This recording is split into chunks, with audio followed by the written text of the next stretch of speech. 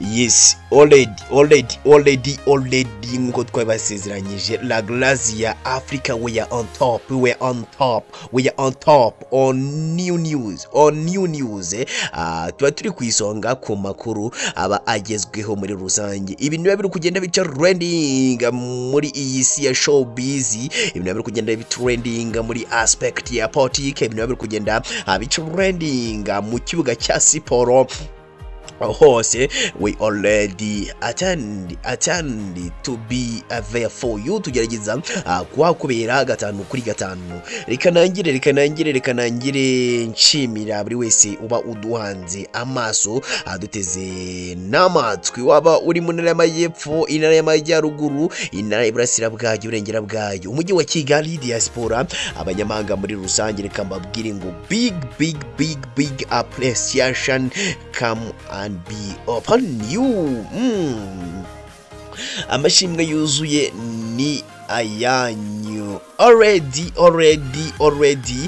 Reka mbabwire, reka nangire mbabwira ngo mu minsi yagiye itambuka, niho abantu benshi bagendaga babaza ibitangazamakuru ngo ese uwo bita uyu mujamakazi Uwicyeza Pamella legal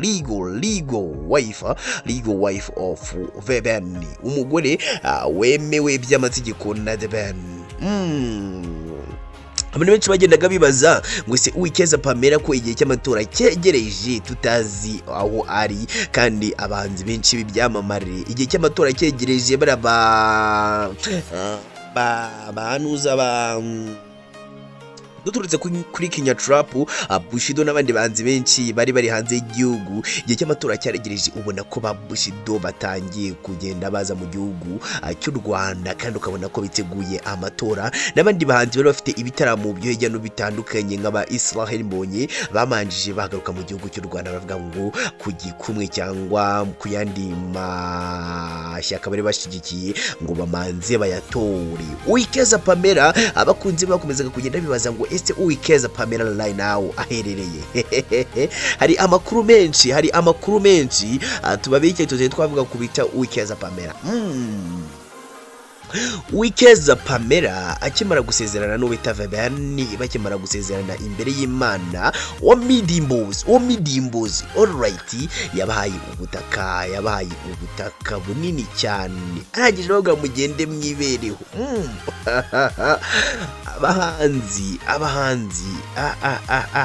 abahanzi nyarwanda kweri badukina imitwe. Wabita omidimbozi arangije kubaha ubutaka, twese kuko n'ubundi yabahaye hano muri Afrika, twese twumva ko Uwicyeza na Pamella, Uwicyeza na The Ben musori bazaba hano mu gihugu cy'u Rwanda cyangwa bazaba mu gihugu cya Tanzania, ko batazajya kuri kuko ubita omidimbozi yatangaje ko abahaye ubutaka, kandi ubwo butaka akazabubaha muri Ghana, ataba ari muri Ghana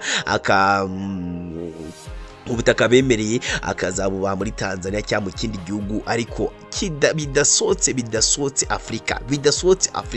Niko omidimbozi we yivuye. Tujya twumvisha ko umuntu bita Uwicyeza Pamella n'umuntu bita The Ben nibadatura mu Rwanda bazatura hafi y'u Rwanda, batazajya kuri. Ariko amakuru yo akaza agenda trending avuga ngo bita The Ben yifuje kujya guturana n'uwo bita Medi muri USA, Leta Zunze Ubumwe za Amerika.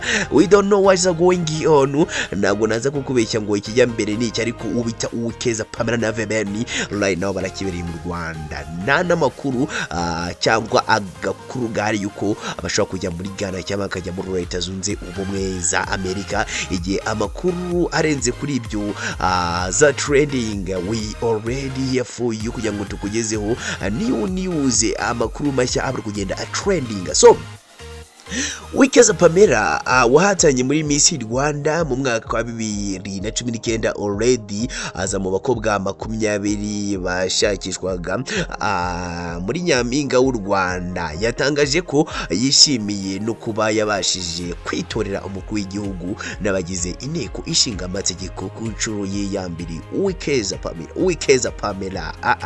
Uwicyeza Pamella usanzwe ari n'umugore w'umuhanzi The Ben cyangwa The Ben ni umwe mu batoye mu cyiciro cy'abanyarwanda bari mu mahanga. Nicyo already abantu bakomeza kugenda bibaza ngo se Uwicyeza Pamella katari mu Rwanda akaba atari ukuza isi azatorera he? Uwicyeza Pamella right now tuvugana ari Tanzania. Uwicyeza Pamella yatoreye Tanzania, ariko guhisha ibyiyumviro bye byamunarangije hariya ku mbugankoranyambaga yatarambika akantu kaka video agaragaza ko yishimye, arangije abwira abantu ngo mujye gutora kuko ngewe right now mvuyeyo. Iki cyiciro cyatoye ku cyumweru tariki ya 14 Nyakanga mu mwaka w'ibihumbi 2024, ubwo kuvuga ngo Uwicyeza Pamella niho yarangije gutora ku munsi w'ejo. Mu butumwa bwashyizwe hanze na ambasade y'u Rwanda muri Tanzania, Uwicyeza Pamella yavuze ko yatoreye muri iki gihugu kuko ariho umunsi w'amatora wamusanze. We already have to know ese Uwicyeza Pamella muri Tanzania ariyo kubwizihe gahunda? Ese kuki atari kumwe wita the Ben? Ni amakuru menshi tugufite kubita Uwicyeza Pamella, ariko mu magambo Uwicyeza Pamella wivugiye yavuze ngo amatora yageze ndi muri Tanzania, biba ngombwa ko nza gutora umukandida wanjye hano turi ni kuri ambasade y'u Rwanda muri Tanzania, ubu maze gutora kandi ndishimye cyane kuko byari inshuro yanjye ya mbere. Nashakaga gushishikariza urubyiruko aho ruri hose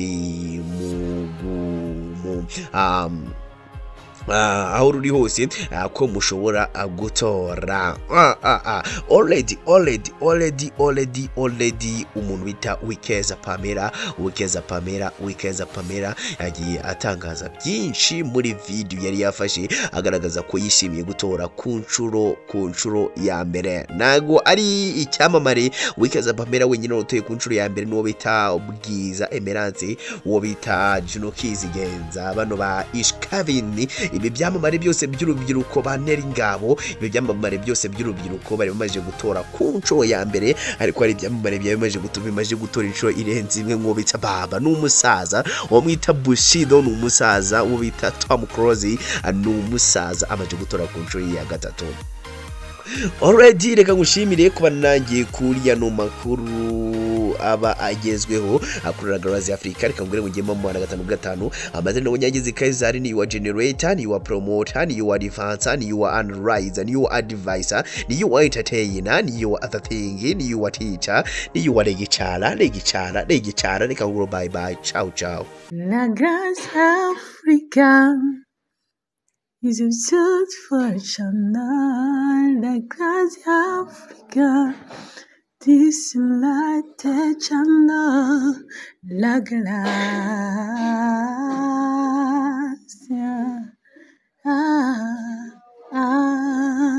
Africa.